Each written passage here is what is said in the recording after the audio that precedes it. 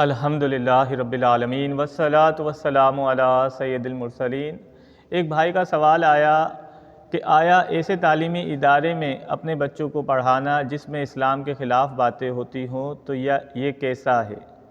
دیکھیں، یاد رکھیے، ایسے تعلیمی ادارے جو آپ کے بچوں کے ذہنوں کے اندر جو ہے اسلام کے خلاف باتیں منتقل کر رہے ہو، آپ کے بچوں کو لادینیت کی طرف لا رہے ہوں، آپ کے بچوں کو اسلام کے خلاف اور اسلام دشمن بنا رہے ہو، ایسے تعلیمی اداروں میں بچوں کو پڑھانا ناجائز ہے۔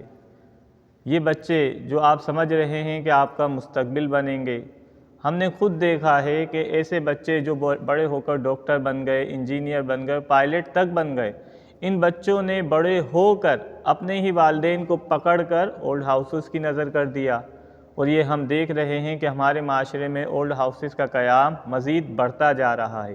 یعنی والدین جن کے متعلق فرمان رسول صلی اللہ علیہ وسلم ہے کہ ان کو محبت کی نگاہ سے دیکھو تو رب جو ہے حج اور عمرے کا ثواب عطا فرماتا ہے، لیکن والدین نے بچوں کی اسلامی تربیت نہیں کی تو آج بچے جو ہے اس نہج پہ پہنچ گئے کہ انہیں اپنے ہی والدین بوجھ لگنے لگے۔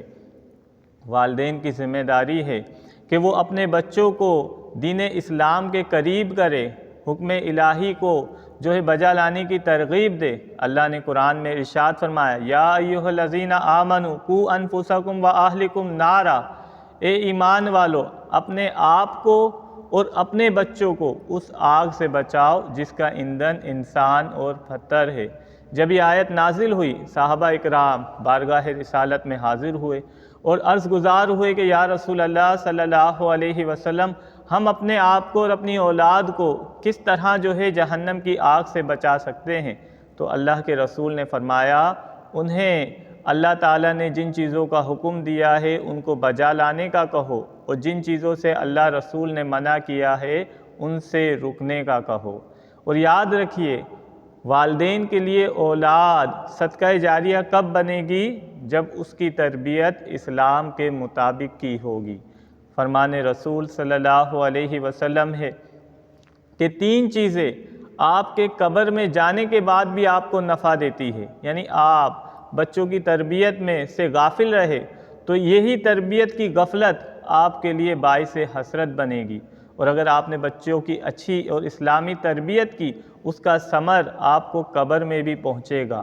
کہ اللہ کے رسول نے فرمایا کہ جس نے اپنے بچوں کو دین اسلام کے مطابق زندگی گزارنا سکھایا تو وہ بچے اس کے لیے صدقہ جاریہ بنیں گے۔ تو یہ بچے آپ کے لیے صدقہ جاریہ بن سکتے ہیں۔ اور یاد رکھیے، اللہ کے رسول نے فرمایا، ہر بچہ فطرت اسلام پر پیدا ہوتا ہے، اس کے والدین اسے یہودی، عیسائی، مجوسی اور یہاں تک کہ کافر تک بنا دیتے ہیں۔ تو اپنے بچوں کو، پھول جیسے بچوں کو کفار کے اداروں میں بھیجنا اور وہاں پر ان بچوں کا ایسی تربیت پانا، تو یاد رکھیے آخرت میں آپ کی لازماً گرفت ہوگی۔ اللہ ہمارے مسلمانوں کو عقل سلیم عطا فرمائے۔